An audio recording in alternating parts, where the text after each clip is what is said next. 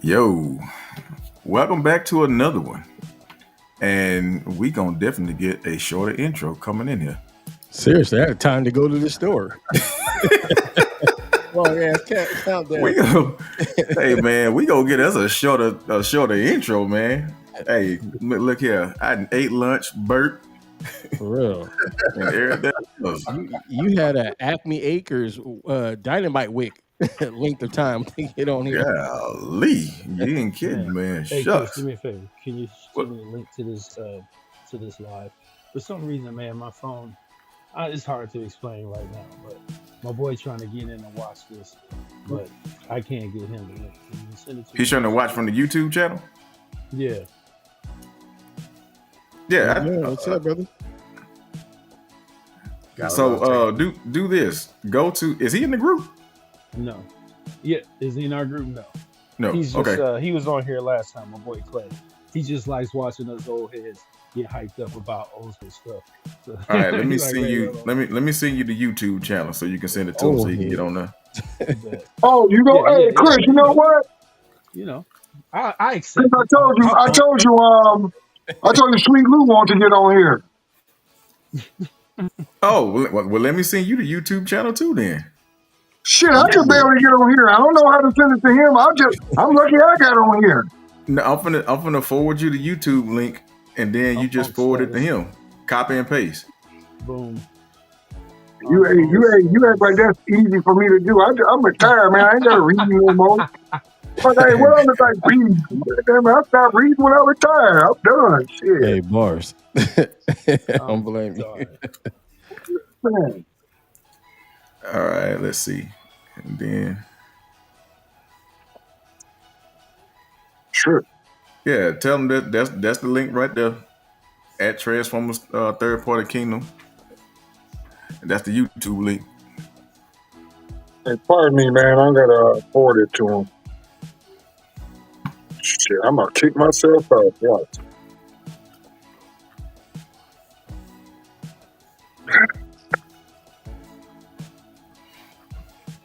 We're back. All right. So, Big on Primes, what is up, man? What's happening? We back with another one. So, let's have some fun. We gonna do it a little different today. We in the boom room. And I don't know if any of y'all ever watched Life before out there in chat world, but Life Ray had the Ray's boom room, and Ray's boom room was nothing but his imagination. Uh-oh.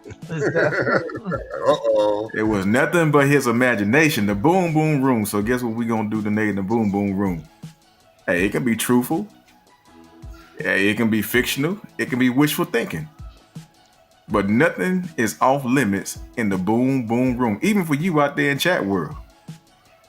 We want y'all to come with it. But first of all, let me check on my brothers, man, because I got these wonderful gentlemen that's on the panel today, and y'all always see the proclaimed man, myth, and legend. But I'm gonna tell you right now, the man, the myth, and the legend ain't nothing without a good, strong support team backing them.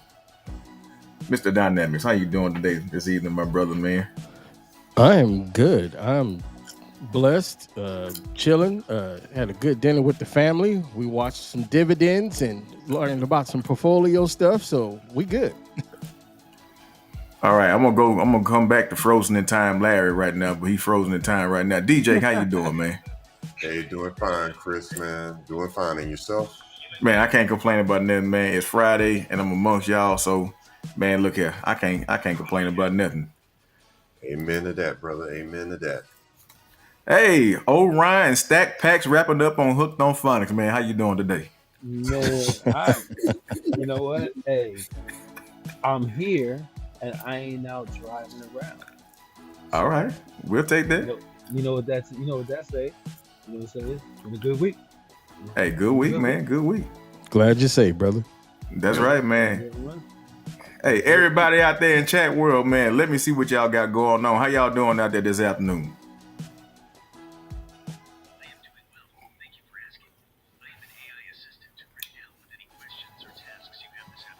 What, you got robots watching the show? Is that? There go Augie G right there. Augie G, what's up? Augie G, what's up? There you go. Elbows is back. I'm back, man. Give me a second, man. Stay with me, y'all. We On the with you, real. man. We holding on I'm my to man. your unchanging hand.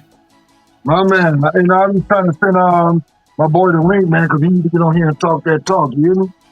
All right, that's what I'm talking about. I know. All right, y'all. Now we got old Elbows back in here. Elbows, how you feeling today, man? Hey, man, God woke me up this morning. I'm truly blessed. I'm That's truly blessed, what I'm man. talking about. Especially to be amongst a bunch of gentlemen like yourself. Sure, I'm feeling good. Let's get it on and crack. Hello? Back All at right. you, bro. So Word we're up. gonna be a little bit more interactive with you guys in the chat today. And you know we normally send you a link to stand on business, but being that we're in the boom boom room, guess what we want you to do? We want you to bring your theories, your conspiracy theories. We want you to bring your facts, your fictions, your lies, your under the cover rugs. I know they don't make sense, but that's Louisiana talk right there. Your under the cover rugs. your under the cover rug. Because we're gonna talk about some things. And it don't just have to be anything that we on topic with. You just come up with your own theory, but we're gonna deal with some things on Transformers that we want to theorize. Some things are pertaining to the script, and then some things are just kind of left open ended to your own. Again, boom boom room, Ray's boom boom room, T3PK's room boom room, your own imagination. Clay Russell in the house. What's going on, Clay Russell? And without further ado, Oh, this ought to be good. What we got? Let's get into a little shum. Yeah. If it's cool, we can do a little. Oh, copyright. Let me shut up. Oh my goodness. Copyrighted. If you guys are here out there in chat world, and if you're watching this because it's recording, you come back later, please do come and support our channels. Come and support our Facebook groups. I promise you will not be disappointed for doing so. Come get on the TF Marauder Exchange. And awesome and dynamic. It's a matter, you know what? I ain't gonna talk for the man. I'm gonna let the man talk for himself. Jonathan, my brother, tell him what you got going on at TF Marauder, because if it's coming from me, they may think I'm just trying to hype you up, man. But I'm gonna let you hype yourself up, man. Talk Hey, well, we got the Marauders. It's a group of brothers that get together every Saturday to talk toys and numbers and what's the best deal for you. And we want to make sure that you know what you're getting into, because it's a lot of money we spending on these toys, right? So you don't have an avenue. And sometimes when you first get into this game, you really don't have a support system until later on. And so you kind of make mistakes when you pick up toys. So I try to prevent that by talking to these good brothers here about finances when it comes to talking these toys. And also we do that with the Marauder Exchange. I will pull a figure and run the data analysis, whether what the people are saying. We get approval ratings, and we also do pricing for secondary market. So you're not getting scammed, or you know what to sell for. And I also give you buyer's advice or seller's advice when it comes to third-party toys or even mainline. So we're here to help. Talk to these fine brothers and myself about toys, and hopefully we can help you out. That's right. What's up? Thank you. I And appreciate that. And if you got a little time, come on over to Transformers Third Party Kingdom 3PK, T3PK if you can. Oh, look, man, all we ask is that you just act like you got a little sense, man. Come on, join the party, man, because the party don't stop when you roll in. It just gets a little bit more hype, gets a little bit more crunk. Ain't that right, Elbows? He got a little penny. Look at him. He got a little penny with him. All right, y'all. So we're going to do this here. So what I'm going to do is this. And if you are in the chat world, I'm going to send a link out if you ain't camera shy. And if you want to come on and you want to stand on business on a certain theory or thing or something like that, just let me know in the chat. I'm going to tell you, go ahead and click the link. Come on, John. We're going to bring you in. I want you to explain yourself. I want you to stand on business, right? And that's the way we're going to do things. It ain't no right or wrong answer. We just here to have fun, baby. That's all we're doing. Now, without further ado, let's talk about this.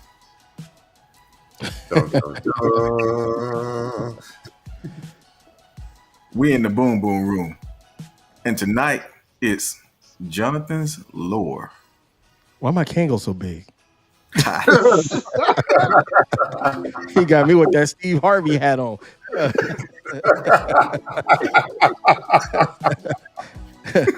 What your ass say? I don't know. That's the way it came, my man. I guess maybe if you put the light bulb under the hat, it won't look so big. I don't know. Look like I sell papers in the 40s. Oh, Lord. Let's talk about some things. Let's talk about some theories. So I actually brought this up before, and so now I'm gonna run a little premise on it. And this is just a what if. It's not actually true, but at the same time, what if it was true? And so the thing is to step outside of what is considered to be the norm for what we've been watching over these years. What if things would have came out different? What if the Matrix of leadership had chosen Megatron instead of Optimus Prime? In this world, destiny takes a twisted turn. The Autobot leaders, Optimus Prime, rises, and not as a symbol of freedom, but as a soldier of tyranny. What's up, man? What's up? All right. Hey, introduce yourself. Who be you? Clay. Wait, how in the hell did? Claymation. Oh, did Okay, Claymation. All right. The hey, pilot. I sent him the link to get in instead of the YouTube link. He's- All right. I am cracking up right now. All right, let's go. Yeah, that's cool, brother. That's cool. No. Hang in there. No, We're gonna let you hang in there. Right. So what you know? So let me ask you this question: how much do you know about the Transformers storyline from '84 to '87? Nothing. Wait a minute. First, but let me ask this here: what's your carbon dating? How old are you? You was born Damn. in 97. Shit, I was already paying taxes. I almost right there. You might not even know one of you know nothing about Transformers. I '97. Hey, 97. That's the first time my wife cheated on me. Shit, 97. Damn. 97. 97, bro. 97. I think He the knows Transformers. The only I think the Transformers he knows sidekick is that older than five. him. I graduated college in 97. Hey, you stepped in here with the No. Oh God. Hey, cool. Hey, real quickly, if you don't know anything about G1, I recommend you download Tubi, the streaming service. Yes, they have Transformers Generation 1 episodes, and like I say, Tubi is for free. So if you want Transformers Generation 1, Hey, Yep. he was born in 97, y'all. That 2D artwork might hurt his eyes. And But that's what you know what? Hey, honestly, I think that's what I think it is. That's the separation between now or a few generations and us. We automatically, that's the first thing we saw, that type of animation, that type of storytelling. So Right. now you look at people and what they got now. Imagine trying to sit here and watch, a couple episodes like, I just don't think so. It actually has to be a real connection between, I think, people for them to say, okay, I'm trusting what you're saying, so I'm just going to sit and I'm going to watch this and hopefully fall in love with it by the end of it. That's what I think it is. Thanks, Stack. Okay, cool. Oh, damn! What kind All of stuff did I have? Did I just get all intellectual? All right, man. Hey, Yeah, but you know what? Hey, if y'all don't mind, let me chime in real quick. Even with that being said, pertaining to the question that Chris just answered, if he sat there and watched Transformers from '84 to '87, he still wouldn't have no kind of knowledge on the question that Chris just asked because they never once discussed the Matrix back then. What? That's true. Okay. Well, I hang take on. that. No, I take that back. Toward the end of it, they did bring in the Matrix because after '86, because you got to keep in mind, When Transformers came on in '84, they said they started making a movie back then. They said it took them 2 years to complete that movie. So back in '80s, that's why a lot of the combiners wasn't in that movie because they started making it back in '84. But toward the end, they did start making reference to the Matrix. So you know what, I rescind what I just said. They did do that. Well, I mean, we're not basing this off the cartoon, correct? No, we're not basing Well, it off the I cartoon. thought okay, I'm sorry. Okay, because No, you good. This is just I thought we were. just make believe and fun. Oh, just Now, granted, hypothetical? yeah, Okay. hypothetical. Yeah, it's all All right. hypothetical. we wouldn't be able to because at this time the Constructicons had already created Megatron, and Alpha Trion was already the holder of the Matrix based on season 3 after Sentinel Prime got killed. So I believe Megatron would have came after that. When But already, but when you make reference to Alpha Trion, it wasn't no Matrix. It was Vector Sigma that he had control of. So he had well, the what, key. The fuck? I agree, but you got to think about when Ronimus went back into the Matrix. They showed that part when he took the Matrix from him. Okay, That's you're crazy. right. Y'all's knowledge is Yeah. wild. You're right. Yeah. Hey, Because Yeah, we gotta- but that Sunbow animation was all over the place because at one point when Dude. the Constructicons first came on, Megatron was basking about how he was so pleased that he constructed them. But Right. on the Aerial Bots episode, the Constructicons actually constructed Megatron. Remember, Megatron was on that table and Yep. everything. So Yep. the Sunbow cartoon was everywhere. To me, that's the real story right there. The Constructicons creating Megatron and not vice versa. Yeah. Uh, Because I- no. That's the thing. That really bugged me. I just watched that.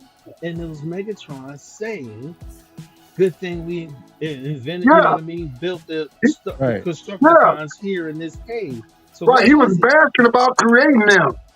And then fast forward, when the Aerial Bots episode came on, the Constructicons were because that's when Orion Pax, Elita One, them. That's when they were the pre-versions of themselves, and they were showing the Constructicons creating Megatron. So they were flip flopping on that Sunbow cartoon. So it's like, where we going? Let me help with that. So I often write writers sometimes just to get clarifications on things that happen in the cartoon. Some of them are kind enough to write back. So one writer, Buzz Dixon, shout out to him. He did the Oh wow! Carnage in C minor, and he also did a Prime's Problem and I think God's Gambit. So I asked him about that and the writing creativity of how the stories were going. They treated it like SNL. So basically, it was a bunch of writers that would submit a story, and whatever ones got approved by the director, that's the one they would go with. That's why you see so many flip flops in the story, because there was a lot of hands in the cookie jar. So, Well- in my opinion, one more thing on that. So, to me, if you're looking Very at the fucking Constructicons, when you Hell see the Omega Supreme episode with Crystal City, they had to have built that. So there's no way that Right. Megatron could have built them. So in my opinion, I think they were Autobots. I think Shockwave corrupted them, fixed them up, made them Decepticons, and that's how they went about getting Megatron. Oh, we got some feedback. Well, I don't know if you still got a connection with Buzz Dixon, but let him know congratulations on directing one of the worst cartoons in the history with that Carnage in C minor. He That was had the nothing to worst, do with one the of the artwork. worst ones in history. In history. So tell me, props off to you, brother. Hey, we got a special guest on here by the name of Augie G. Just stepped in the Augie building. G, what's Augie. happening? What up, Augie? What's up, Augie? Augie Doggy, what's up, man? Right, yes, sir. All right. Hey, can you hear us, We Augie? all said hi. And your sister. All right, we don't hear you, Augie. There we go. Oh, yeah. Augie must got dial-up internet. Are y'all able to hear me? Yeah, we can hear you. Hey, Unfortunately, Augie, if you would do me a favor, man, when you open this link, make sure you open it in Chrome. And if you can hear us, but we can't hear you. There's Hey, a this setting is on there with fire. your volume. Make sure your volume, your sound is not on Bluetooth or headset. Yeah, it's one of the two. Make sure it's not on Bluetooth so you can hear us. So it's gonna be a setting on there that you're gonna have to set with your with your sound. Okay. Cool.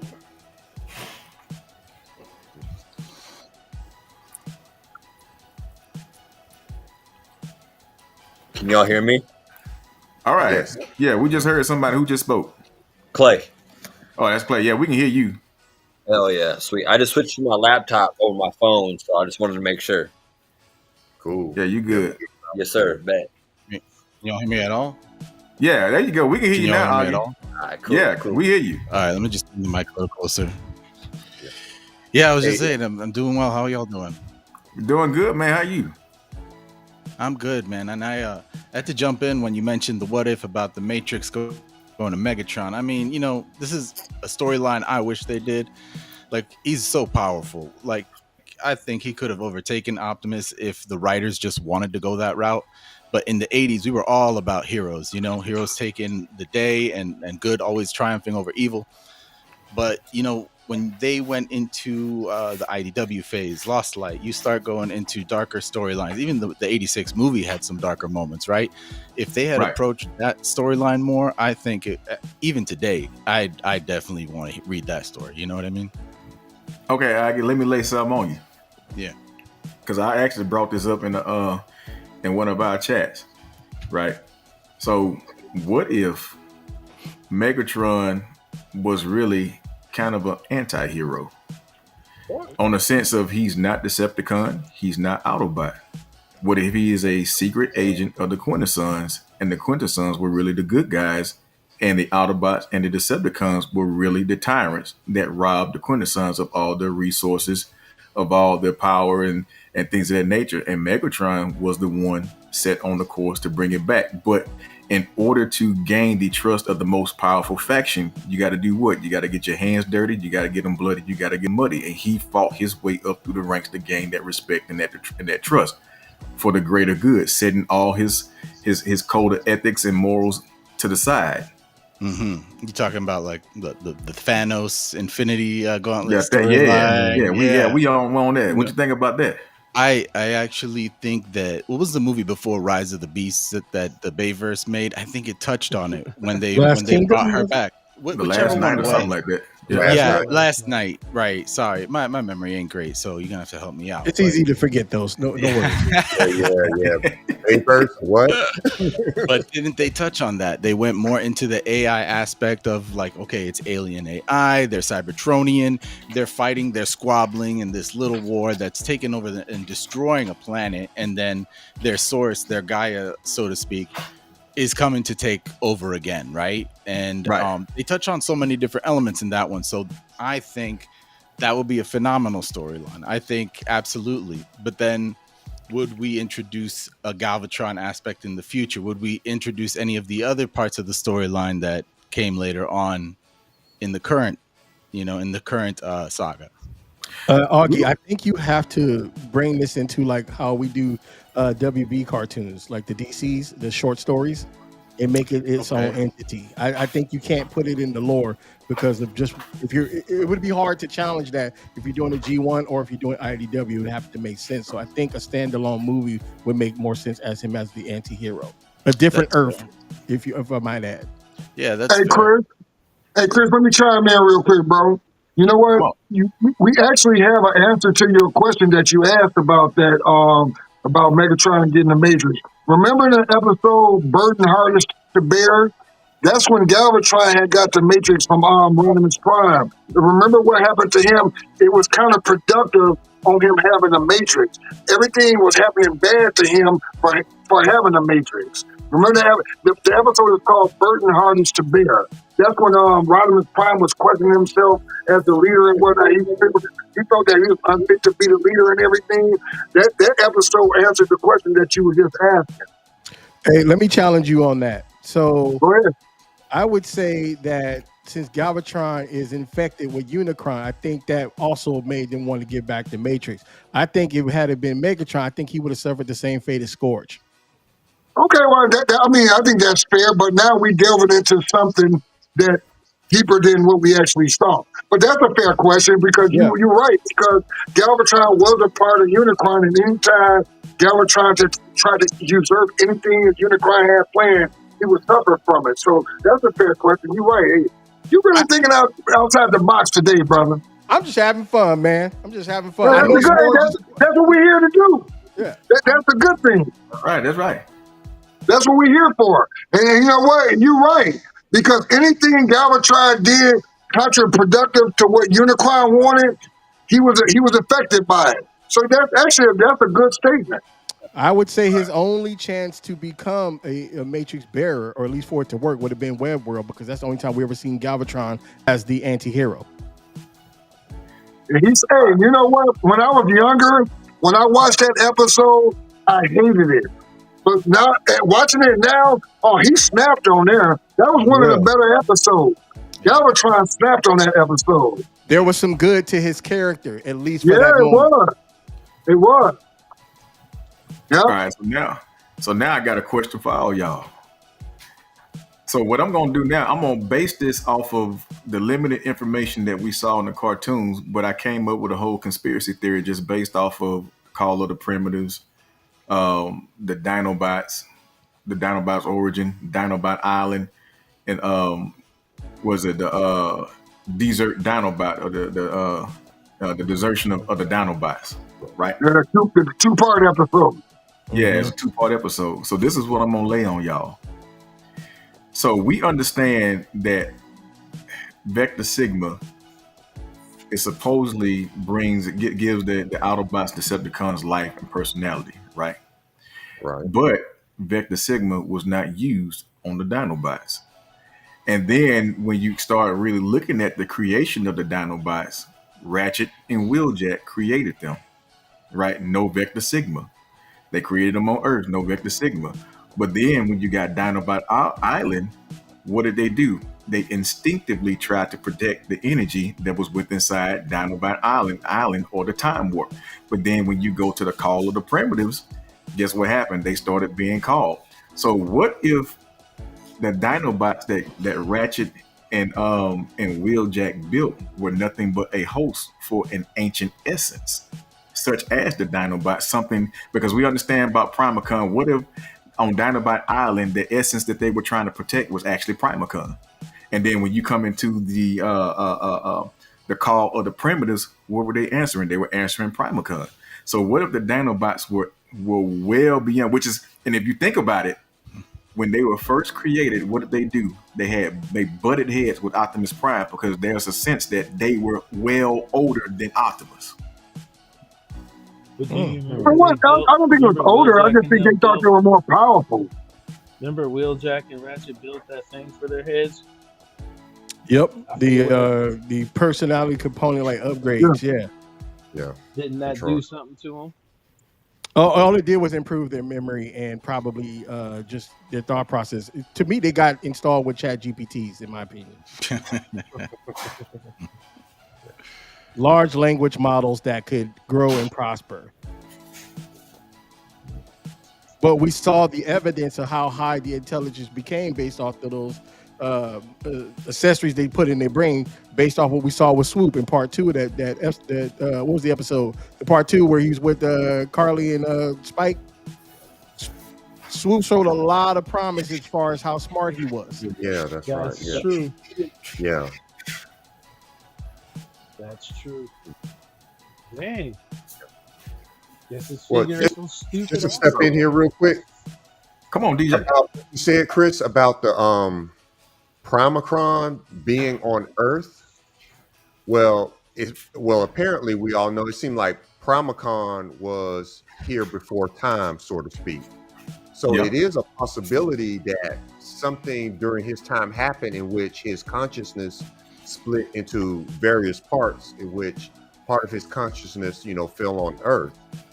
So that could be a fact that, hey, as they were putting together the Dinobots, that Ratchet and Wheeljack either uncovered these personality components and installed them within the Dinobots to give them life. And then with these personality components, especially when Swoop and Snarl was built, then they found Dinobot Island.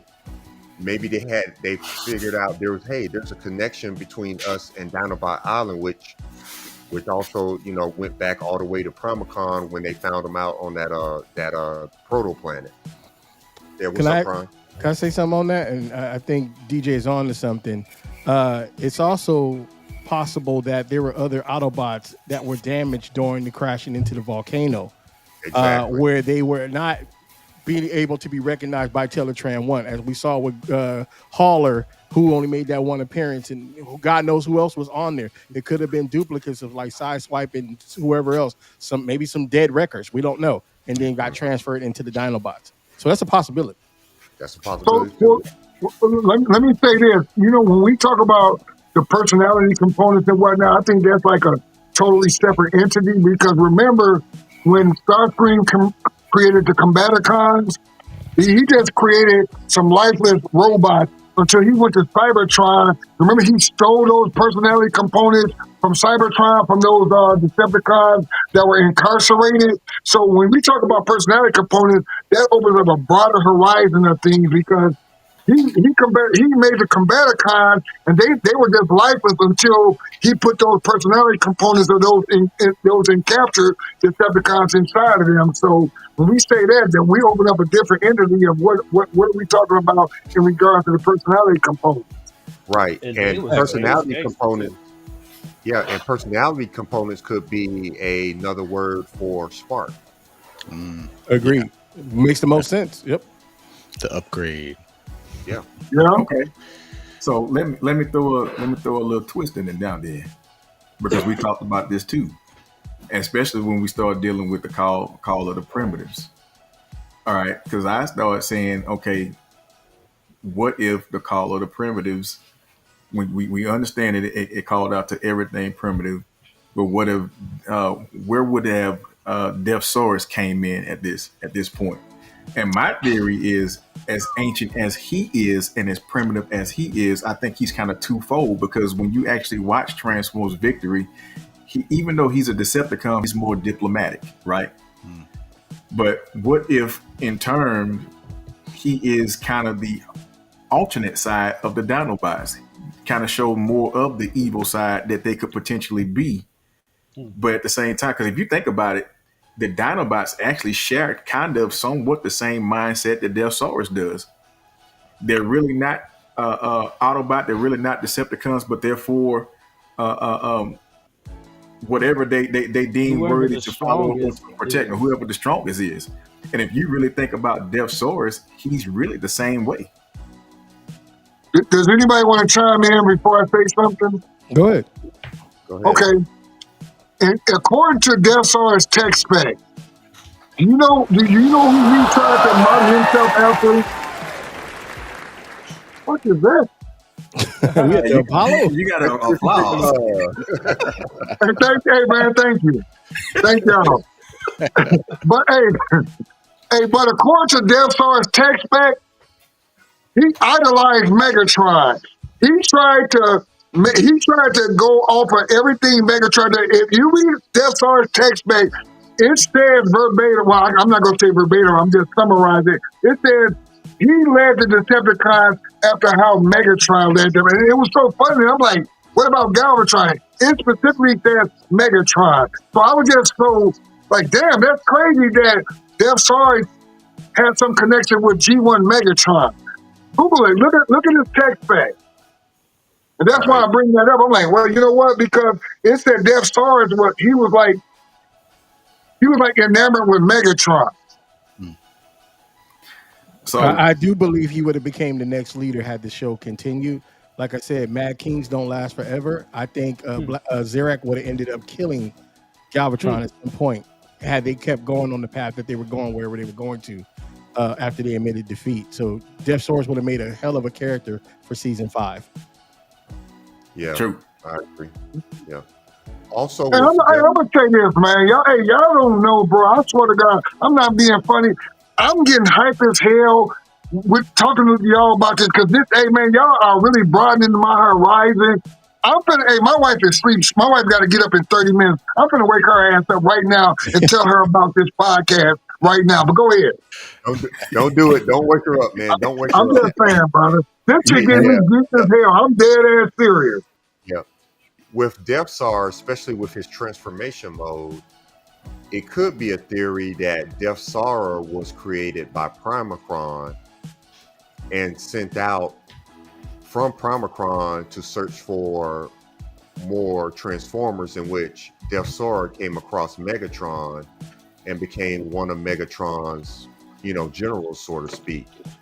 And then also it could be that, as Megatron, conquered Cybertron, he wanted to conquer more planets. So he sent Right. Death Star as well as some other Yeah. Decepticons, out, to conquer more planets in the name of the Decepticons, and especially in the name of Megatron. Interesting. Yeah, can I chime in real quick? Yeah. To jump off of that, or piggyback off of it. Yeah, I feel like there is absolutely the, call it tyrannical, but the conqueror aspect in Megatron, right? The theme there, and tying it all in, to the ancient aspect of it, conquering for the sake of Cybertronian survival, Energon, eventually other planets. Yeah, I totally agree. They would have to expand. And it takes me back to other storylines from other universes and comics and things. But it's like the age-old story. You got a dying planet. You got two warring factions. And where you're going to get the energy and resources to sustain it, right? Yep. So Right. absolutely. And I wanted to just touch back on Chris's point about the consciousness aspect of it. Yeah, absolutely. That kind of blew my mind for a minute because I never really thought about it. But there has to be a unifying consciousness among them, dating back to potentially the Quintessons, right? Like you go all the way back, sure. But I mean, yeah, it's one connection I've never really thought about, and that's really fascinating to think about it as a whole continuum, So and, let me and throw just this. tying that one little aspect from the Dinobots, that's phenomenal. So let me throw this theory out. This is a working theory. The Dinobots are not simply built. Their sparks or essence are ancient, predating modern Cybertronian society. Wheeljack and Ratchet may have reactivated dormant sparks using dinosaur-inspired bodies. The light in the so-called in the Call of the Primitives is a cosmic recall signal for these ancient sparks. Death Saurus could be from the same primordial beast lineage, perhaps a surviving original, while the Dinobots are reborn echoes. Yeah, True. Sounds like we all need to be putting in and writing a series or something. So it sound like Yeah. Yeah. that's what it sound Hey, like to I'll- me. Yeah. Also with Death Star, hey, if you remember, Death Star was also accompanied by the Dino Force. If I understand, if I'm saying the name correctly in You're right. in the continuity. That's true. Yeah, they were They rode those breast dinosaurs. force as well, Yeah. and they were also considered pretenders because they had an organic shell on the outside and a Yeah. robots on the inside. So, Chris, going back to what you said a few minutes ago, there seems like there is a connection with the Dinobots, the Dino Force, and Death Star. May I add to Well, one point to well- that? Oh, go on. Yeah. Go ahead. Go ahead. Go ahead, Augie. Come on. I was just going to expand it into the future. When you mentioned the Dinobots being ancient, I think, if it's ancient and it's like source consciousness, source energy, source, spark, it would make sense because in IDW in the future, one of the things that they kind of don't really elaborate on is that Grimlock is still alive. Of all the Dinobots, and I think there may be one other, but Grimlock is there, and he's spread here and there in the comics. And I would think only an ancient spark could last that long. That kind of source raw spark. Anyway, that's just my thought. Augie, let me ask you this real quick. Can I chime in real quick? Oh, go ahead. I'm sorry, man. Not to cut anybody off, and I always want to piggyback on the Dino Force characters. You gotta keep in mind, in America, the toys, they made them shells. But according to the Victory cartoon, they weren't shells. They were organic dinosaurs and whatnot. They weren't made into shells and whatnot. But as opposed to the American continuity, they made the toys into like those dinosaurs that they wrote like were shelled. They had because they made two different versions of him, of Dino Right. King. One of them Right. they made shells, and one of them they made separate robots. So Correct. from the Japanese continuity to the American continuity, they made a change in them. So for me, 'cause I didn't read the comics too tough. I get all my information from what I watch in the cartoons, whether it be good or bad. That's where I get it from. So with the Dino Force, whatnot, they didn't have the pretenders.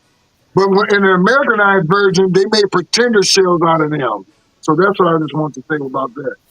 Make that Right. money. Toys, Good point. toys, Yeah. Yep, about that money. Yep. toys. Go ahead, Yeah. Dynamics. I gotta apologize, y'all. I gotta jump off, but I really appreciate y'all having me on. Okay, I appreciate you, man. Y'all have a good Well, night. Popping in. You too. All right, all right. No, we can skip it because that Yeah. question was for all you. Go ahead. Speaking of And he dynamite, didn't leave it because I was talking about the Dino Force, is he? No. He said he had a few minutes left anyway when he first came All on. right. Amen. What did I walk into? What up, man? Manu, what's What's, happening, man? what's going on, Hey, gentlemen? about handling, man. You should have What's been telling happening? us all this stuff. What's going on? I mean, I'm just like, I didn't know what was going on. I don't know. I thought it was a mirror or something real quick. I was like, dang, how'd I get it reflected? What I missed? I was like, I ain't got on black headsets. Wait a minute. Hey man, hey, we just talking some lore, some what ifs, and some possibilities, capabilities, and whatever you want to call it, what have you. So I actually got this one from Jonathan. Old Dynamics. What if Alpha Trion was a Freemason? I mean, if they got Freemason on Cybertron, I mean, Well, think Well, about hang it. Freemason, aka Prime. Hey, Chris, but hey, everybody ain't traveling on here. You can't. That's a hard question because that question is kind of numb to a lot of people that ain't traveling, brother. So I mean, you can't just say that question, bro. You hear me? Well, hang on. Let my brother Bill. Go ahead, Prime. Let me ask you this, and this is for Mr. Larry here. So you Go telling ahead. me that you don't think there was a secret society that was created by the Quintessons back in the early golden age or before even the golden age of Cybertron? Because you even see it in the movie with Sentinel Prime. He kind of moved like he was in a secret society when he was making deals with the other thing. I don't know. I don't know what answer I gave you to make you think I thought otherwise. Absolutely. Hey, let me tell you something, man. Hey, my 50-year-old feeble mind is so broad, and that's why I just said 10 minutes ago. That's why I was keeping praise about this conversation because I allow my mind to expand way further than the G1 continuity. Absolutely, I believe that wholeheartedly, and I do believe. According to who watching, I do believe it does touch into that Freemason sector and everything. If you can pick up on that, because everybody Right. can't. But absolutely, hell Right. yeah, I do. Because I'm Hey, working on a let me segment. say, you're being fooled if you think all these shows that they showing don't pick up on something a little more content than we were just watching. Absolutely, they got some stay. Other than the storyline that we watching, they do got some main focal points in there that a lot of people can't see. But yeah, I definitely believe that. Absolutely. Because I have a section that I'm working on called "We Listen and We Don't Judge," and Okay. I think Alfred Tryon got a lot of questions to answer, and I think he was part of that secret society, specifically Absolutely. when the Prime split up, and then the government started to form, the Decepticon Right. and the Autobot side, and of course the Quintessons who was funding that shit. There's a lot of dark secrets of Alfred Tryon to make us look at him differently. Right. But you got to keep in mind, it's not a secret society. It's a society with secrets. Bars. It's a difference. That's true. So But I've already said too much. Go I ahead. gotta give him some different world snaps for that. That was poetry. I'm just saying, man. Hey, all you got to do is say hashtag bars. I'm good with that. You got it, brother. So let me throw out my theory on the Freemasonry with Alpha Trion. So since he holds ancient knowledge of Cybertron, great architect, Vector Sigma, He preserves history, but selectively revealing only what serves the greater plan. He is always in the shadows, moving events without direct rule, a hidden hand. If Alpha Trion is a Freemason, then Vector Sigma, the Grand Lodge. What y'all think about that? Oh, before we move into that, Chris, you said something about Vector Sigma. Remember, anytime Optimus Prime challenged Alpha Trion, Alpha Trion would get on Optimus's head. Hey, it was Vector Sigma who said this. Yeah. All in line. Now, if he ain't gonna question him, what makes you think you can? You telling me you ain't got no secrets? As kind as Alpha Trion is, dark side. Mhm. I'm telling you, Mhm. Alpha Trion was stealing money from the church. He's a deacon. Wow. Alpha And Trion, dirty deacon. And sleeping with Miss Jones, Ah, the pianist. Dirty Alpha. Dirty yes, Alpha. sir. Now, watch this. We listen, but we don't judge. The conspiracy theory framework. Here's how it plays out in the universe as a narrative thread. Public story: what Cybertronians believe, Wheeljack, Optimus, Megatron, they all think that Vector Sigma is just a machine, or two, Alpha Trion is just an eccentric elder. Hidden story in the conspiracy is that Vector Sigma is actually an interface with the Source Primus, cosmic intelligence. The soul of Cybertronians are not random. They are assigned through ancient rituals. Alpha Trion isn't just a tinkerer, he's a high mason inducted into the mysteries of Cybertron's founding. The Mason allegory is this: the key to Vector Sigma isn't just access, it symbolizes the working tools of the craft. Alpha Trion's role mirrors the worship master guiding, initiates the Dinobots, Aerobots, Stunticons, all could be seen as initiates who plays from a raw machinery to enlightened beings via ritual activation. Wow.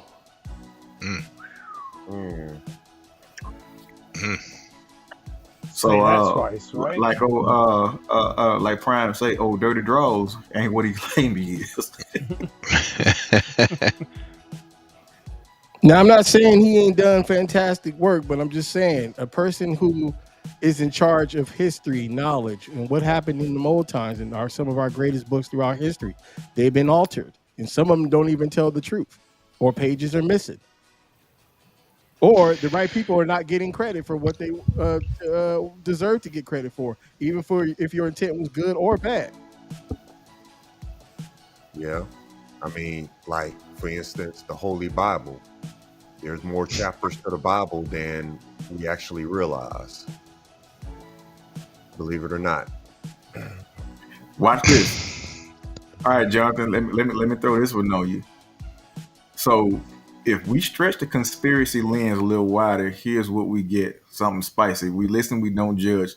Maybe Vector Sigma isn't neutral. Maybe it's a lodestone of control, seeding Cybertronians with certain personalities to perpetuate an eternal conflict. Maybe Alpha Trion isn't benevolent, but an architect of endless war, ensuring balance between Autobots and Decepticons, so neither side collapse completely. Or even deeper, what if Vector Sigma is not Cybertronian at all, but a remnant of the Quintessons? And Alpha Trion is the lasting surviving initiate of their older preserving rituals system long after the masters are gone. The Matrix. Matrix. You just described the Matrix. I could chime in on that one. Come on. You know, in the Transformers universe, there's always a multiverse. You know, we've seen the G1, we've seen Armada, even the Shattered, universe one. When it comes to, Vector Sigma, you're right. Vector Sigma could be an instrument of the Quintessons in one universe. In another universe, Vector Sigma represents order, destiny, and continuity of Primus's will. Mm. So, but guess what? Regardless of any universe, Vector Sigma and Alpha Trion are always connected. If you remember that the episode War Dawn, I'm not War Dawn. War was it War Key to Dawn? Vector Sigma. What up? Key to Vector Sigma. Yeah, Megatron has a key, but not Nah. The the key. the key. Oh. Exactly. So could Alpha Oh, he Trion said be an one of the architect keys. of the endless war in one universe? Yeah. Say that one more time. Say that one more time. Could Alpha Trion be an architect for the endless war in one universe? Yes. You know, in another universe, he could just be a disciple in which whatever Promise's will is. Promise That's true. tells Victor Sigma. Victor Sigma says, Alpha Trion, we need to go to this area. Yes, Lord, I will go. So it just all depends. Dang. Well, in like any job, if we all worked at Subway and I was the manager and I'm the one with the keys, and I say y'all have a good night, you don't think what's the chances of me not stealing deli meat behind y'all back? When you the key, you know what I'm saying, you get to do what you want. So we all know Alpha Trion is well connected to Vector Sigma. He knows everything. Stealing salami, man. Stealing Cold salami. cuts. Mhm. That's me. I'm Hey, not stealing stealing the lettuce salami. because they lettuce be brown. Hey, DJ, they stealing the lettuce and taking the pepper out of it. Right. Right. Listen, come and taking the pepper seeds out of it. Right. Oh, all right, all right. So Omega Supreme's secret. I got a theory about Omega Supreme's secret. So Omega Supreme is was in on the Constructicon's fate, and the theory makes. And here's my theory. Why did he go ghost for so long? This is the question. Why did Omega Supreme go ghost for so long? Then you have one cartoon show that actually shows what happened between him and the Crystal Constructicons. City. But here's the thing. If I'm not mistaken, it says that they were influenced by Megatron, but not really so much to a degree that they were actually mind wiped. But for him to be to go solo bolo, basically a nomad, I'm kind of curious to know if he had something to do with their mind wiping, or if he played a bigger part in their demise to some form or degree. Well, you gotta keep in mind, Chris. You gotta remember, Megatron. He invented that machine that Robo altered Smasher. the constructor. Yeah, the Robo Robo Smasher. The Robo Smasher. He invented that machine to manipulate the Constructicon's mindset because they didn't start off as evil Decepticons. That Robo Smasher altered their mindset and whatnot, and that's when they betrayed Omega Supreme. But if you think about it, when Omega Supreme first made his appearance, he didn't go missing. He was actually added into the later continuity of the Transformers. So, I mean,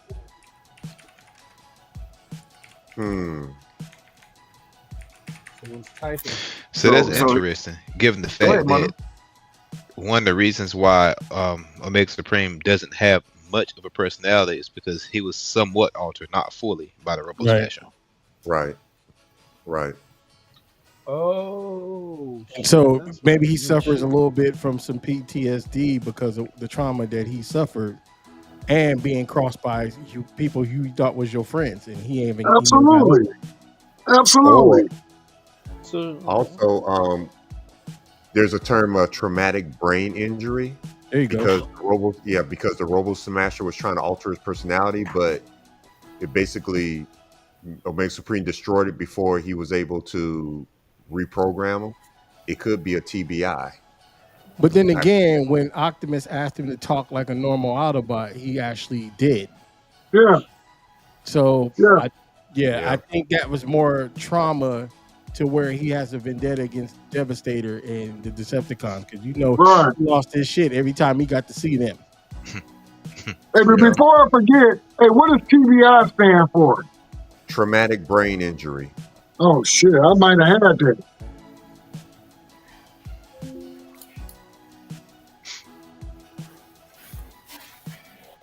Yeah, so Or so all right. So we thinking that it was the traumatic brain injury, one caused by the Robo Smasher. So let's look at it this way then. If the Robo Smasher turned the Decepticons or the Constructicons evil, what a part of the happening with the Robo Smasher, some parts of Omega Supreme turned evil too. Not all of it. It's almost like Bruce Banner and the Hulk. In one hand, you want to do good, you want to save your friends, but in the other hand, you want to kill them. And you're Real life. absolutely Well, I say Dr. Jekyll and Mr. Hyde. Then how about that, Dr. Jekyll and Mr. Hyde? I think Omega just suffers from its own sight. That's it. It's on sight. Yeah, I'm emptying the clip. Catch y'all in front of Whataburger or wherever y'all be. It's on sight. He came from Men's Society. And the Was way it O'Malley's, I catch you at O'Malley's outside. and the way Astro Train hit the back of his ankles like a young black kid running over their mama's ankle in the shopping center. He ain't forgot him either. So it's on site with him too. Yeah, because back then Omega Supreme, as a guardian of Crystal City, he had a much better personality until that Robo Smasher tried to do something to him, in which, based on what that Robo Smasher did, and its design, in which you're supposed to reprogram so that you follow Megatron's orders, and because that process wasn't completed, that's a possibility. Yeah, And this is why I'm a firm believer that Omega should have got a scene in Transformers the movie, because it would have been gory, depending on who they would allowed him to kill. You imagine the death scene before he gets taken out himself? You mean the way they showing on the introduction, Omega Supreme stepping on Mirage, whatever, but I'm saying still like that. Yeah, that would have been. It would have been something crazy, and then one of the other teams, maybe Combaticons, or somebody creeps up from behind, shoots him, and ends up killing him, taking down the Great One before Optimus Prime shows up. Because you thinking, if you look at this, the last line of defense, you think Omega Supreme gonna solve everything before Optimus gets there, and when he meets his demise, then that's all you got is Optimus, who emptied the clip on one clip. This sounds like a Snyder cut. So Manu say he don't think that would have happened. I'm saying it's based on the movie. The reason why you didn't see more Decepticons die is because the good guys don't kill. That's why you didn't see them die in the movie. But with Omega Supreme, the way they characterize him, as you said, the last line of defense, I'll be honest with you. Yeah, he would have been down, but not out. They wouldn't have been able to take him out. Right. I'm sorry. You can give him an NBA foul, and he did tore the cartilage in his knees. Him and Jetfire are not. They can't take bullets. See, but that goes along with Jetfire's personality, because he's so advanced. Sometimes the technology is not tested out, so he stalls and he breaks down because of that. Well, shot. one thing about Omega Supreme, what makes him very tough, is the type of alloy that's made in his body. That alloy, what I think it's tritanium, whatever the alloy is, basically is strong enough to take a small nuclear blast. So okay, then let's go to the Golden Lagoon, where he took a lot, not even that many hits, and they took his ass offline for the bit. All right, so let me ask this question: if we have to put Omega Supreme in the movie, are we going same height as Devastator Omega Supreme, or are we going Omega Supreme from the video game? The best of Devastator took him out, and then they also got unloaded off of Astro Train when it was time to meet.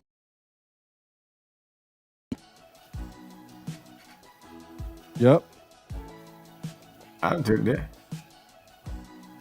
I definitely took that. Why you got a picture of who is that? That little Penny? Little Penny. That's what I was thinking. Little Penny. That's why I was sitting like, where he going? I'm like, what is he probably renamed him. It's probably not Little Penny. That's probably Little Larry now. It's probably Little Larry. Look like more like Orlando Jones. It does look like Orlando Jones, doesn't it? Hang on, man. Wait a minute. He got this on Tubi. I mean, not Tubi. Wish. That's probably a little penny. It is probably a little That penny, look but like Orlando. Hey man, it's a KO. That's a KO. Yeah, he got a KO brother. He's Dominican. Oh my goodness, Wow. that's wild. That is so wild. Well, that's all the conspiracy theories I got because I lost everything about 6 o'clock, 6:30. So go ahead, J Dub. Go ahead. I got one more conspiracy. We listen, we don't judge. If you guys are ready, but if we're Come out on, of time, come on. well, here is my listen and we don't judge. Let's go back to Starscream's brigade here, and the Combaticons lost in Starscream. I mean, they lost pretty much, and then we have the return of Bruticus, which is the second episode. And at the end of that episode, or no, I'm sorry, at the end of Starscream's brigade, Megatron reprograms him. Correct? Yep. right. What if it didn't work on all of them except Swindle, and he was still his original self? Because if you notice, his personality still remains the same, even though they switched. He still was Right. shady, True. regardless after the components have been That's true. changed.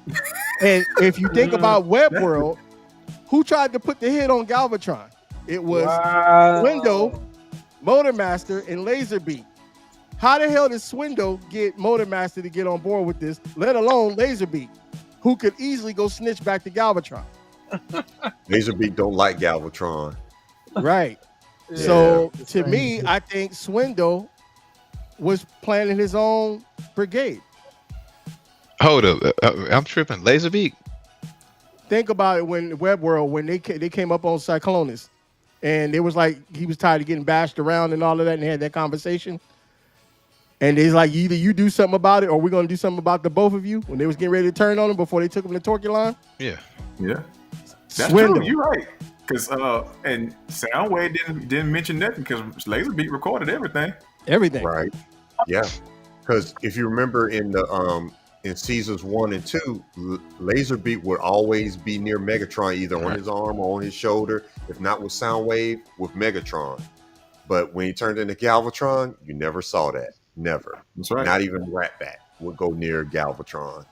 Right. So, is it safe to say that Swindle remained his old self with the same personality that got removed before he got put in that detention center? Maybe just a little more evil. I would lean on that. I would. John Because- Schofield has a theory. Oh, sorry, DJ, my bad. Because think about it. Remember when Defensor blew up Bruticus? Oh, I remember that. Everybody survived except Wendell, and he sold all the parts? Mm-hmm. Yeah. Man, Yeah, no, that's what we found out. Swindle was from Oakland. Right. Right. Manu. So when you're talking about Alphatron and Vector Sigma, well, man, let me make sure I clear the air before I say anything. How far can I go with this? As far as you want to go. Hey, take you your can go time, as bro. far and Okay. as deep as you want to go with it. So Take your I'm time. gonna say this, and hopefully I don't offend anybody. You ain't So gonna we fit in. have the Catholic Church, which is Vector Sigma, and the Pope is Alphatron. Right. Now, I say that because, unfortunately, for most people, when you look at it and you look in the past, you have religions as such that control people. Your people who don't know anything, so they're not letting the secrets out. Or you're saying they keep secrets, they don't live in secrecy. But Alphatron knows all this stuff. He's representing the Pope, and everybody else is like, uneducated in a sense. And that's as far as I'm gonna go because I don't want to make nobody mad. Wait. I don't think nobody on here coming with a sound of mind that we gonna hold grudges. We understand the example. So I Right. mean, I don't think nobody coming here holding no grudges or being offended or what we talking about. At the end of the day, we talking about stuff that we love and grew up with. Right. But we gonna relate it to everyday life. Right. You know what I mean? Oh, I got Right. breaking news. Breaking news. Uh-oh. My Ironhide from Fan Toys just shipped. Oh, From where? snap. Toy Arena. Oh wow. Torino play no games. Toy- is it? hey, Yep. when I found Toy Arena, back in the day, I was like, look at them. They on a low. They was a little pricey, but they had Little every fans toy. I was because they pricey. no. Is For it? me, what I'm Bro. saying, For I what they didn't hear charge, you should about be able to meet the actor. If he dead or not, you can wake his ass up. But what I'm saying is their Yeah. availability for the robot, you know what I mean, for the figures. I was amazed. Like, wow, Yeah. you got this? So that means you got to transform it first, then. Negative. Negative Ghost Rider. Negative. A negative on the pattern. Yeah. Yeah. Hey, but back to what Manu was saying, as well as on Man Law. I mean, you're both absolutely right, because a lot of our Transformers episodes we could relate it in real life. Absolutely. Yeah. Absolutely. And I knew where Absolutely. Manu was going with what he was saying. I was like, oh yeah, I definitely see Mhm. where he's going with that. Yeah. So this is what Jonathan Schofield is saying. He said, remember Megatron was extremely furious about the personality chips being stolen and said Prime went too far this time. Why would Megatron do this to his fellow Decepticons? Is that from the Well, comic book series? no, 'Cause this I No, don't he said recall TV that. show. When they I were don't recall assaulting the Ark in the episode. so basically, just a little context, Larry. They after the components were stolen after Starscream got kicked out of the Decepticon army for having this beef with Metron, that's when Starscream went up there to that detention center to go grab him. Oh, the Combaticon. Right when Shockwave, Okay. Yeah. dropped down to Megatron, and Yeah, I got you. Okay, I got you. So in my opinion, like I said, I think Swindle is still who he is. I don't think he got changed over, and I think he actually tried to talk to the Combaticons.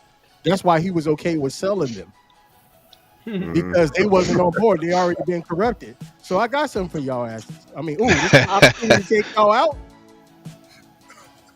to the junkyard and to my walleyes. Man, since Swindle's so corrupted, man. That is one corrupt brother. Yeah. Would you imagine buying toys from Swindle on eBay? No, I could not. That's You They had not coming with all- the pieces. Not even coming with all the pieces and shit. Yeah, oh, you definitely missing some shit. Glove box gone, cup holders missing. Right. Right. He reminded me of a fella that me and Kerry bought from on AliExpress, and we bought from the same one. And this is both on us because we normally check the ratings and the reviews on them.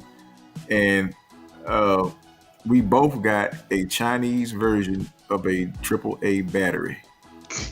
He shipped us. What? Yeah, we both got a AAA battery. Swindle. What was you supposed to be getting? Swindle. Let's see. Double A battery. I was supposed to have been getting Make Toys Despotron. The Make Toys version of Megatron is who I was supposed to be getting.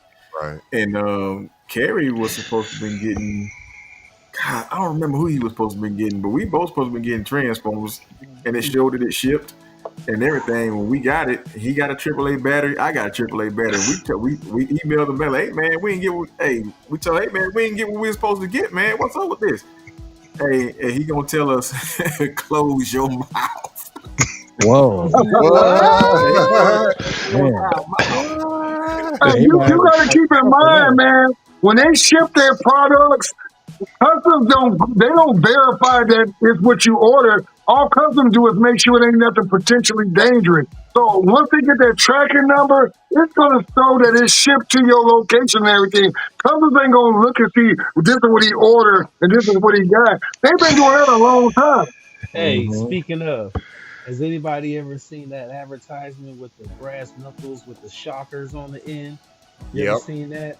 Yep. Yeah, I ordered two, for one for my girl, one for my kid when they're out by themselves. Yeah, that's what came. Just some brass knuckles. It's just some crap. Some yeah. brass knuckles with some ribbon on the end. With some ribbon Yeah. on the end. I said, You ain't one of them that old school players Not who the like to beat Asian- people yeah, up not the listening to Asian Ice-T, huh? No, that's, No, no, that's that Batman. That's that Batman type tech. Yeah, right. Yeah. Man. I got Oh, one more. my I got one more lore question for you guys before we. I guess whatever we're gonna call it. Cool. Come on. We're looking into the future here now. Take the over under. Daniel is now 25 years old. Would he make an excellent pilot to be the American version of Jinrai? Oh, Ooh. Okay. Wait, let me what, hey, take- say it again. What's your question again? I was saying we're going into the future now. Daniel is now an adult. So he's about 25, 30 years old. Would he make an excellent pilot to be the American version if they released a Jinrai? Is he the perfect suitor for that? I don't think would so. answer that question. I would say yeah, just because of he old school. I mean, he been man. Yeah, yeah. I get. Okay, go ahead. Why, Amanda? Why not? I, 'Cause I got I- a theory behind that. I guess what I'm looking at is Jinrai itself is, I mean, he was a Japanese expat that came to the United States to be a trucker because he wanted to get away from Japan. And his personality is not traditional of what you would think the Autobot commander would be. Unfortunately, for those who don't like Hot Rod, he's impulsive. He can be selfish, even though he turns out not being selfish. And he doesn't want to follow anybody's rules.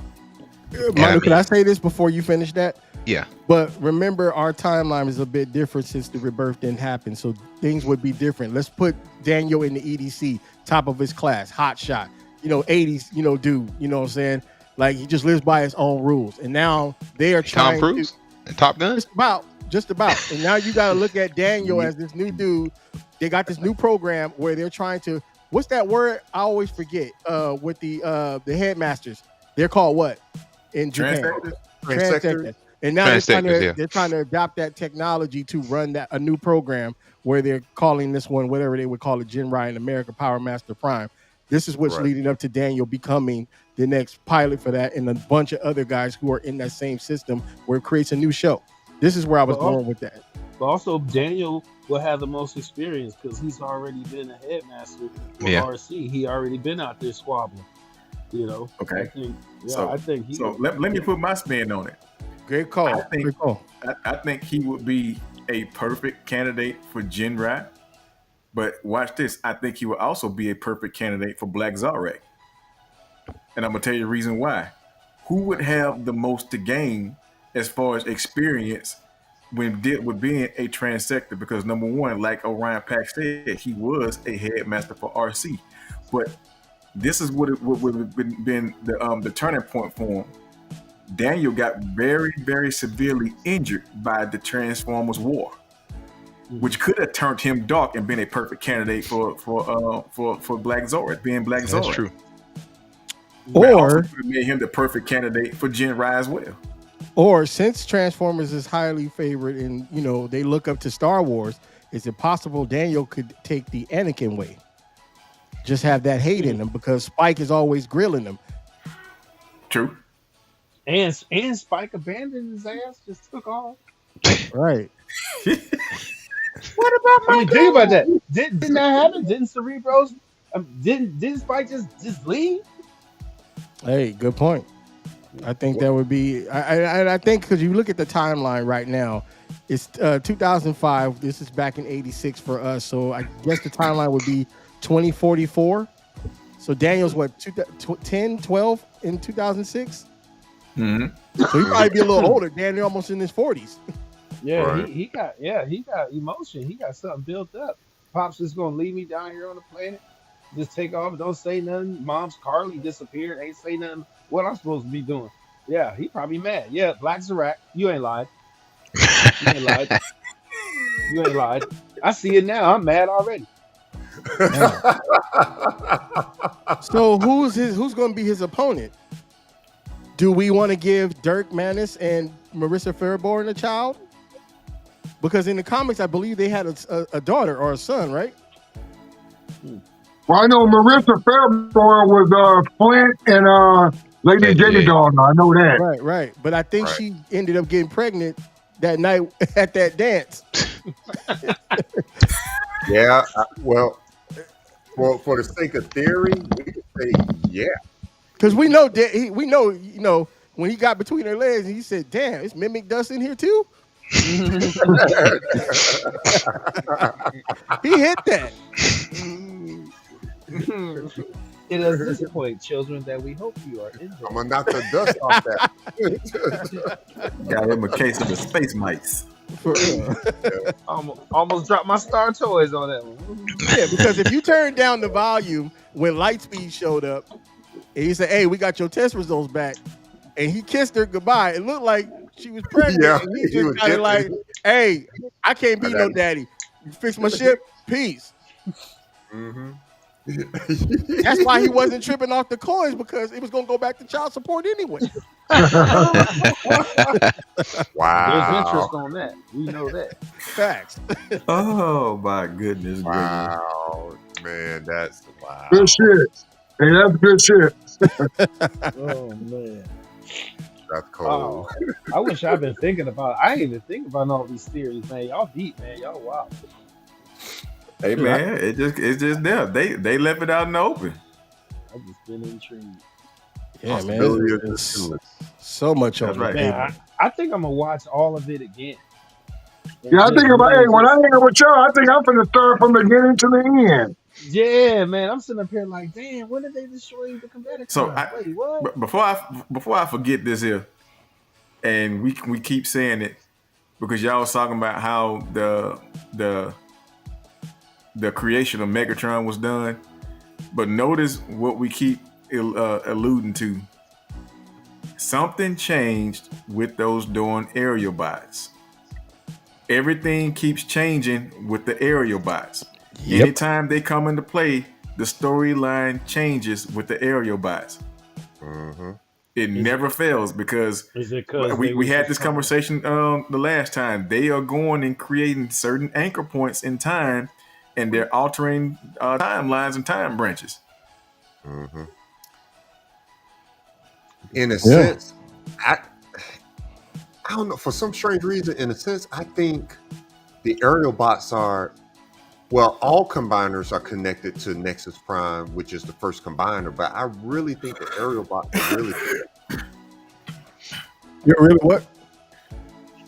the aerial bots, are really connected to Nexus Prime, the first combiner. Even though all combiners are connected to Nexus Prime, but I really do think the aerial bots are because of, like you said before, Prime, Optimus Prime as well as Alpha Trion was working on Silverbolt. Right. Because they actually did see Optimus Prime be created. Right. But then I also, like I said, I think Silverbolt is a Matrix carrier. If worst came to worst, it would go to him. Now, I don't know how that would impact the rest of the aerial bots when they become Superion, but I think there's a good shot that Silverbolt would become an excellent Prime. Really? Well, He switched him out like Power Rangers. And you got to Yeah, remember that's how he true. was when they first got together and they was acting a fool because he was in charge of frat boys. Yeah, that's true. And then- He was a no-brainer. And if you look at that episode where they went back in back in time in the season 3, and I've said this before, Silverbolt have had enough. And when Air Raid questioned him and the way he side-eyed him, like, motherfucker, you got one more time. I'm not gonna say this shit again. Shut up. We're not going after them. It's foolish. Perceptors over here hurt. Let's deal with our mans before we go do some other stuff. Right. So Silverbolt wasn't having it no more. It's a foot in the ass. Say something else. All right, so let me lay this on you Is- then. Hold on, is Hey, there Doug. what we should be doing is watching these and critiquing while we watch.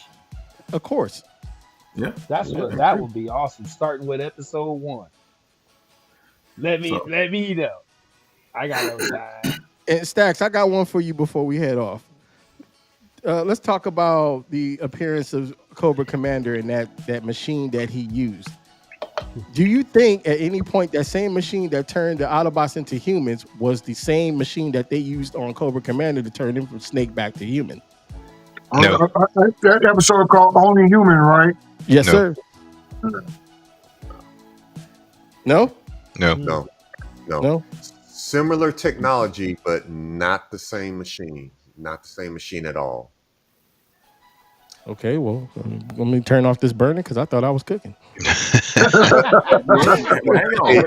But Jonathan, it's like I said, same technology, but not the same machine. Yeah, he would Right. co-opt that technology after he was turned back to human in the cartoon because it was a five-part series. It was with the Oh, Dragon they- Force. So Something like that. they addressed this then. Yeah, Okay. yeah, All right. yeah. Yeah, but So, that's when G.I. Joe went under the DIC Yeah. theory. That That's shit was correct. trash. yeah. Yeah, it was correct. trash. And So- to go back to what Prime was saying, maybe when Cobra Commander became human again, him as well as some Cobra scientists was able to replicate that technology. That makes sense. So I mean, you're right. Though it's the same because the way you got the stuff, the Python Patrol, that kind of, and Tiger Force, was he used that technology to sit here and take attributes from reptiles to put them on the vehicles to make them more stealthy and stuff like that. So yeah, I mean, it could There be, you you go. know, So that's the Cobra Commander that became like he was wearing that Detroit Lions football fit. Yeah. yeah. Yeah, Yeah. yeah. Because even in that entity, they turned Serpentor into a lizard. Yep. Word? Yep, They did. Yeah. yep. Wow. Yeah. I gotta watch this. I think it's So on you might Tubi. not want to watch it. It was trash. Nah, it's not that good. Yeah, it wasn't under Sambo anymore. It was under DIC. It was Oh, trash. Oh, Yeah, it was Hey, trash. did That little anybody girl else back used to in the day. laugh anytime Dig. that came up? Yeah, exactly. Every time Exactly. it came up, I used Exactly. to laugh. And you want to say dick. Yeah. The little Alright. things. So I'm No gonna pun throw one intended. more on y'all before we get out of here. And this is Oh, gonna we got piggyback- lean, Chris. I thought we were gonna be on this motherfucker about 2:00. Let's go. Come on. Nah, we can stay on the show, but we're gonna end the live. But I'm gonna throw this one All out here. Piggybacking off of Jonathan, and he thinking Silverbolt being the next Ooh, prime. John Schofield. All right, so let's look at it like this, because we always say things don't go the way it's supposed to, or don't go as planned whenever the area bots are on the scene. What if, like you said, Prime and Alpha Trion was putting Silverbolt together? What if they were putting him together to be the next Prime, and Prime was to be the next Alpha Trion? But whatever they did going back in time altered that, which made Silverbolt the leader of the aerial bots and put Rodimus in place as a Prime instead of Silverbolt. That's wild. Damn, that's like when Johnny Gill took over for Bobby Brown. Damn. You ain't lying, Chris. God damn. That's deep. I need a That's deep. sticker That's like a 6 Jackson 5. for real. Randy, Wait, come say on. that again? For real. That's deep. I mean, you ain't got to really say it again, but I'm gonna take a sip to that. So let me come on the easy cop out, right? So if that was the case, it wouldn't matter because it would have been Vector Sigma's will either way. Fuck, you got a good point. Yeah, but then again, if we look at this from Doctor Strange's point of view, does he really control everything and know all? But then again, he did No. see 14 million ways that they could possibly beat Thanos, and there was only one, so he probably did know. Well, he just observed them. It didn't say, Yeah. he didn't alter him. He just looked at him. He just observed it. And with So- that being said, when Okay, him so observing it, let me ask you this. So you said it would have been within Vector Sigma's will. So are we saying that there's no such thing as free control? well, based on what we were saying about Vector Sigma, that's kind of what we were saying. Well, But having said that, what would be the borderline, being that the aerial bots have time management and time control to go and jump in between these time warps and time loops in space?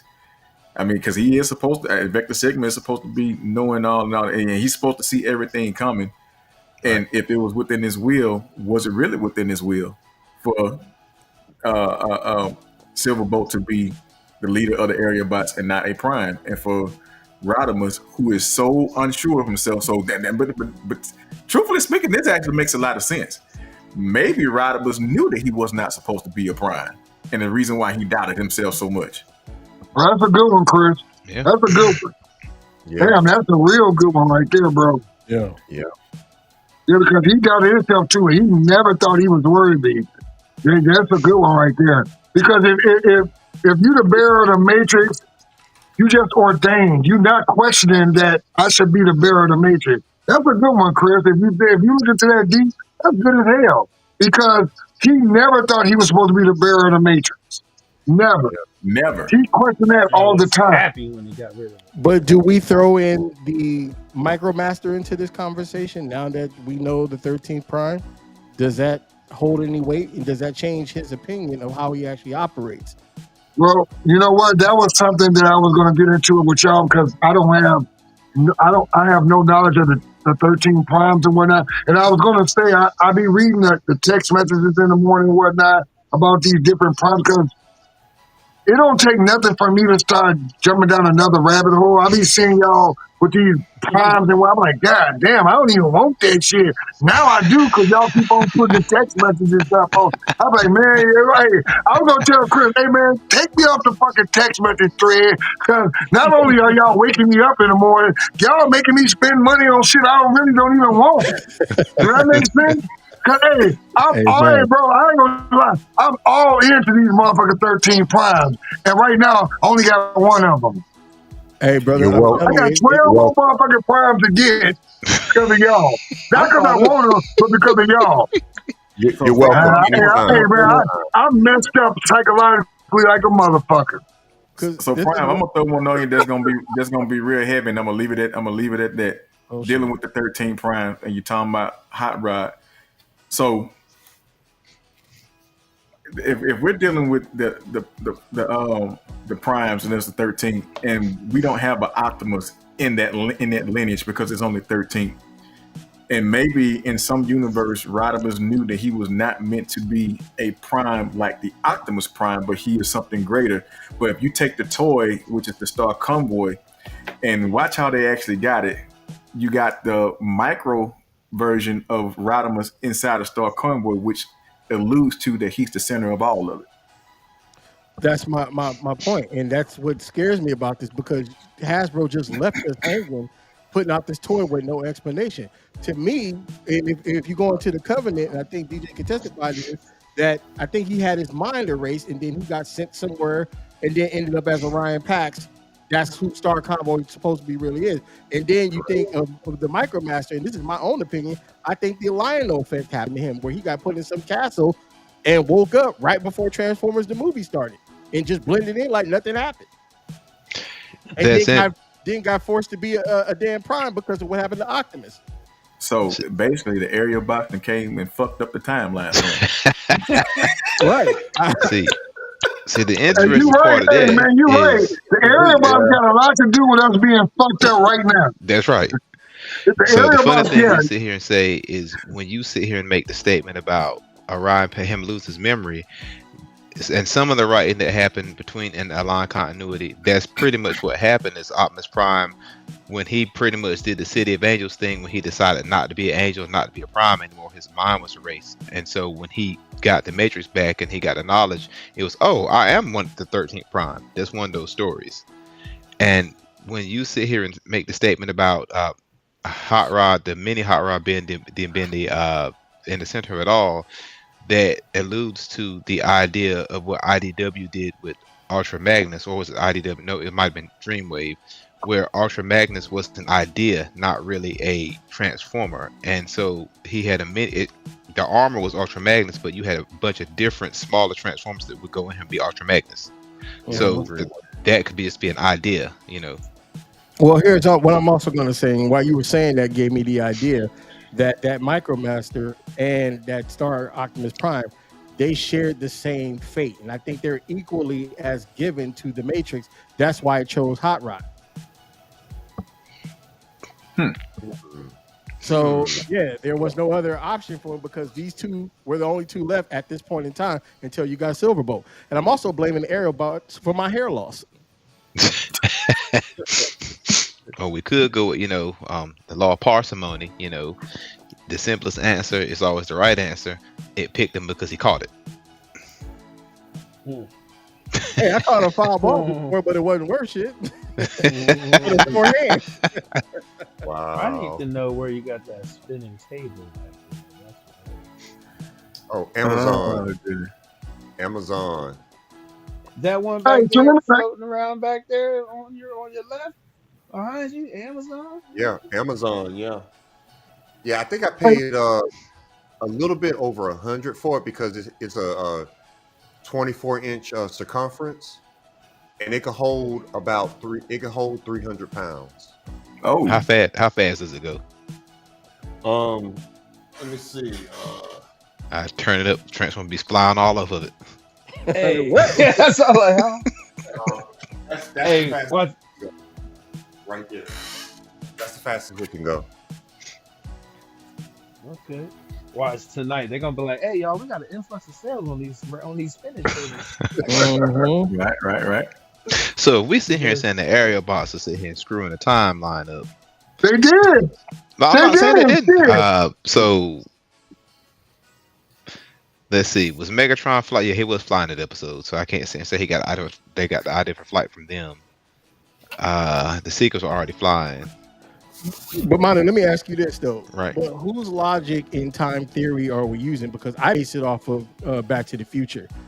Like, you're not supposed to allow people to see you or make any changes to the past. Otherwise, you mess up the future. Like Chris was stating, this created all of these different parallels because of their interference.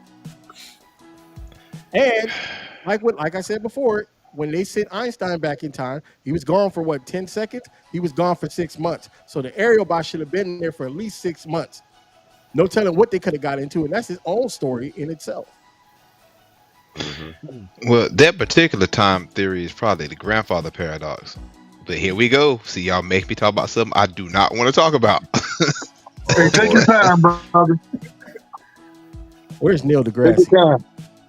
I know, not taking time. I mean, no pun intended. I'm not doing it. Yeah. And I'm gonna tell you something too and I just watched this all over again last night. Well, I kind of fell asleep on some of it, but Deadpool and Wolverine, when he took a time anchor and brought to his world and then relivened the branch there. So again, they're definitely gonna have to expound on the consequences of an anchor being in their world, because I'm imagining that whatever was destined to happen prior to their Wolverine, which was the anchor of that timeline, dying, I'm quite sure all that was supposed to happen has been altered now that a new Wolverine is in their timeline. So I'm assuming that course is because it said it started to rejuvenate itself. So I'm thinking that it's not on the same course that it was on originally, because they was going to wipe it out because Wolverine died. Okay, well, your timeline is down, so we're just going to go ahead and cut that branch. But he put a new Wolverine there, which is an anchor that did not belong there. So I'm sure something down the line had altered. The same as in the Matrix, they say the first Matrix, when Neo said he had deja vu, and they said typically that happens when something is here that's not supposed to be here.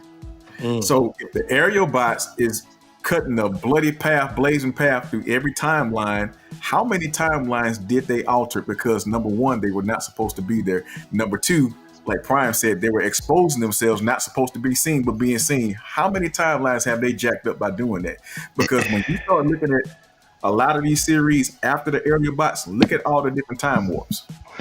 Infinitely many. Yeah, and the fact that we may not even have Nebulons because of the aerial bots. God knows. So basically, what you sit here saying is the movie happened because of aerial bots.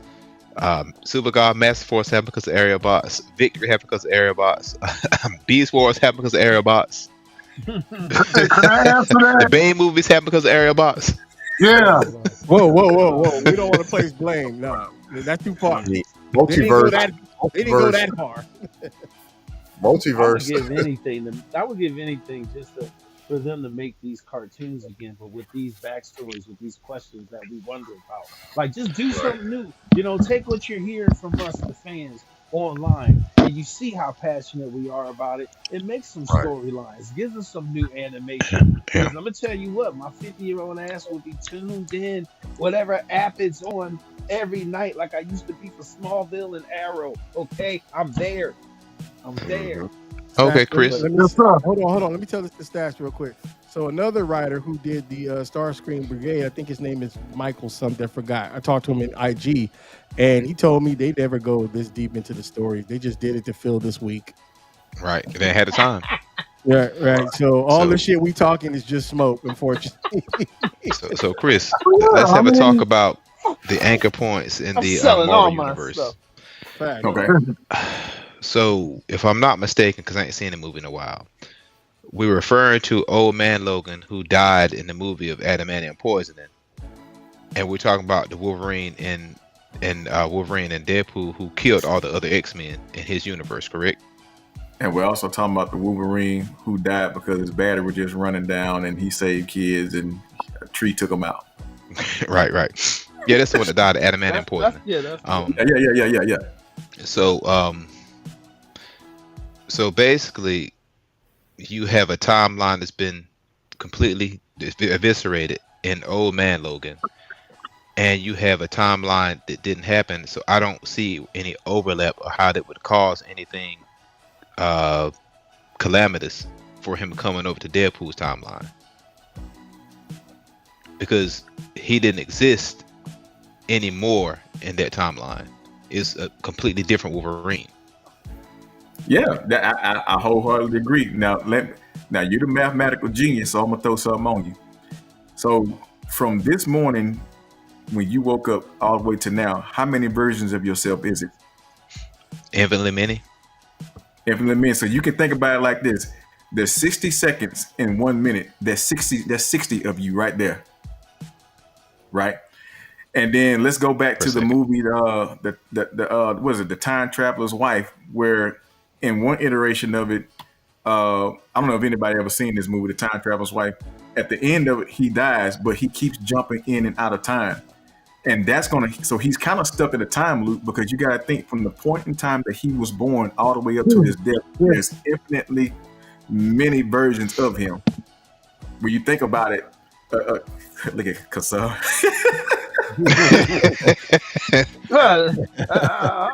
I'm like, I ain't watched this, so I'm trying to see. Do I need to tune in? Do I need to watch this? Yeah, it's a dope It's a dope movie.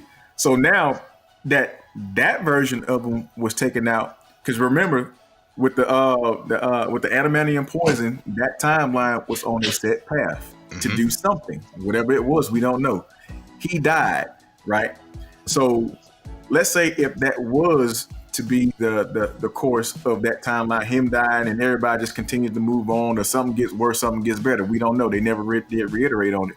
Now we got deja vu happening, because you got a Wolverine from another timeline that's there that's not supposed to be there. Right. What changed in that timeline outside of that Wolverine being there? What course is this timeline now on that you have another anchor point there that does not supposed to be there, because he was an anchor point to another timeline? See, that's a time paradox caused by the removal of an anchor point. Yep. In which a lot of times anchor points are set. So for me, the real question is, what triggered the anchor point to be moved without a catastrophic collapse of every timeline? I bet you with that ugly ass dome. Always the fur babies. Because, we think of anchor points, we think of something that's set, something that pretty much keeps everything happening the way it's supposed to. Yeah. And for something to break that law. Wait a second. You said the anchor point makes it happen the way it's supposed to happen, right? Right. Who's determining that it's supposed to happen that way? That was my next statement. The time tree, Loki. You talking about the TVA? Well, when he became the time tree, or whatever that was, he became, because I'm looking at it like this, and I could be wrong on this theory, right? I believe when you're Hey, y'all, I gotta get up out of here, bro. Hey, man, y'all have a good night. I gotta run up out of here, y'all. All right, you stay to 2. My man. Yeah, we want to stay to 2, man. We're gonna call you back in 5 minutes. All right, my man. Hey, we're gonna call you today. Good night. All right, Hey, y'all have a good night, brother. All right, man, you do. Yo, yo. And this is where I could get it wrong.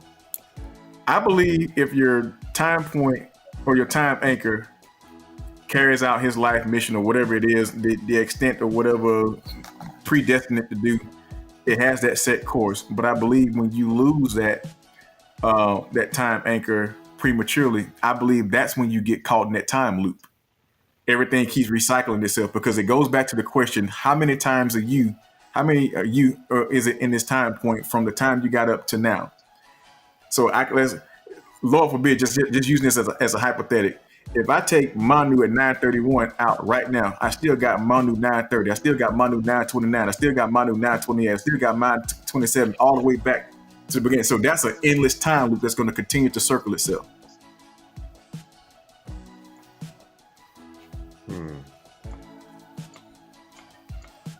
See what I'm saying? Everything about you is going to always continue to end up to that point at some point in time. And I believe that's where the time loops begin. You start running things in circles. I think Chris got a point on that. Chris, did you just sit here and talk about limits and calculus? Because that sounds like what we're talking about right now. We getting it close to infinity. In other words, just to throw it out there, even though I know it's not the same kind of concept, but it kind of is. So imagine you got a frog jumping, right? Mm-hmm. So he jumps half the length every single time he jumps, right? Yep. So he might jump a foot, he jumps half a foot, then he jumps half a foot, and eventually he's still moving, but doesn't seem like he's moving, right? Right. And so now imagine that happening as many times in as many directions as possible. Wow. I'm too strong for this. Okay. Can I ask this question? This might be one for DJ. So we noticed time traveling happening twice in the cartoon, right? We got one where there's some weird, apparatus where the aerial bots went up those stairs and then they got zapped to another spot before the machine got blown up. Time travel. But then they went through a time portal. Does that change the rules going through that warp gate? Why would it? I don't know. I'm just asking. Is it two different storylines of how it operates? Is it a different set of rules for a time gate opposed to a time travel portal? If that makes sense? Wait, I don't remember the other. I just remember the time gate to go back to season and 3. See Optimus. The aerial bus. Remember that young Alpha Trion that got passed through the gate? Right. That's what I'm talking about. And I'm just curious to know is it a different set of rules for that time warp opposed to how the aerial bots went back in time the first time? So I guess here's a somewhat answer for you. What's the purpose of the device? Well, obviously for the second one, for the one that happened in season 3, it was capital gains for the Quintessons, so they could erase the Autobots back at the source. They were trying to win the war, right? Okay. And with Megatron, he was just trying to get rid of the Aerobots, sending them so far back into the past that they wouldn't interrupt his success going forward. Now that right there just makes it even worse. That's why we don't need to talk about time travel. Okay, so you think about it. We look at that time. He sends it back in time. So basically, he wants to displace him. So they're probably gonna work the same exact way. So they use the same kind of technology and physics, whatever. So Megatron sends him back in time because he wants to be rid of him, right? So the Quintessons send them even further back. They go even further back in time, right? Yep. So we have two different points where they've been in time where they've affected the time stream. So Megatron sending back in time might not have had no damn effect at all. Oh wow, yeah. So basically, regardless if it's an actual time machine or a temporal rift, the purpose of it is to travel through time. Yeah. Okay. Well, I was just assuming that it ran on different parameters to get you to where you need to be, wherever you were trying to go. Because it seemed like it operated under different rules to me. Look, here's the absurdity of traveling in time, okay? Here's the absurdity of it. Think about it like this right here. For you to travel back in time to 8:30 this morning, right? Mhm. That means that everything in the universe has to be where it was at 8:30 this morning. Okay. So here's my thinking, and if you're looking at when they got sent back by Megatron through that time machine, it seemed like they were in a negative universe on their way back to the past. Right. However, it was already a set time for where they went through the warp gate. Right. This is the part that's confusing to me on how that works. Oh, okay, I see what you mean. Well, I mean, both of them were created to travel through time, but the thing is, he just wanted rid of them, so he didn't care where they were put at. It just sent them back somewhere. He didn't. He probably didn't have any preconceived notion of any kind of time he was sending them to. Right. If he really wanted to get rid of them, he'd have sent them forward in a time. Yeah, or what old boy did in Justice League when he sent the clown to meet the dinosaurs. They add that too. You want to know what Typically- happened to the dinosaurs? Chuckles knows. Right, yeah.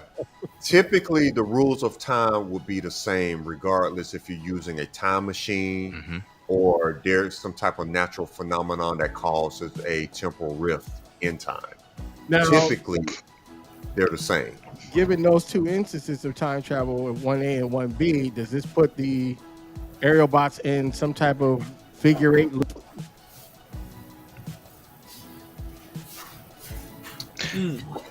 I wouldn't think so, but I mean, you might have like a butterfly effect in both times. That's the term I was thinking about. Yes, butterfly effect. Yeah. And how did they not recognize Alpha Trion at that point in time when they were holding him when Alpha Trion got blown off the planet and they caught him? Well, Alpha Trion was in a different form, a much younger form. His I back mean- was bad. He didn't have no beard. Correct. Yes. Correct.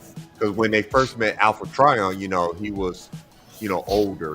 He had his beard, he had everything. But when they Merlin. went back in time, he was younger, and it was like Alpha Trion A3. Yeah. Okay. They still sound surprised like they had nothing to do with the birth of Optimus Prime, which is crazy. Yeah, for real. And Now, now, here's the thing that's crazy, right? So after Vector Sigma gave them their personality, right? Shouldn't they have recognized Optimus Prime right then and there? yes, Yeah. you would think. Yes. Peace, Ivan. Yeah. Yeah. Speaking of- Yes. Hey, let's continue this offline. Thank y'all for joining. Thank y'all for watching. We keep leaving this thing. And we'll catch y'all next time on the flip side. No Listen. weed was used in the making of this video. Not at all. No drugs at all.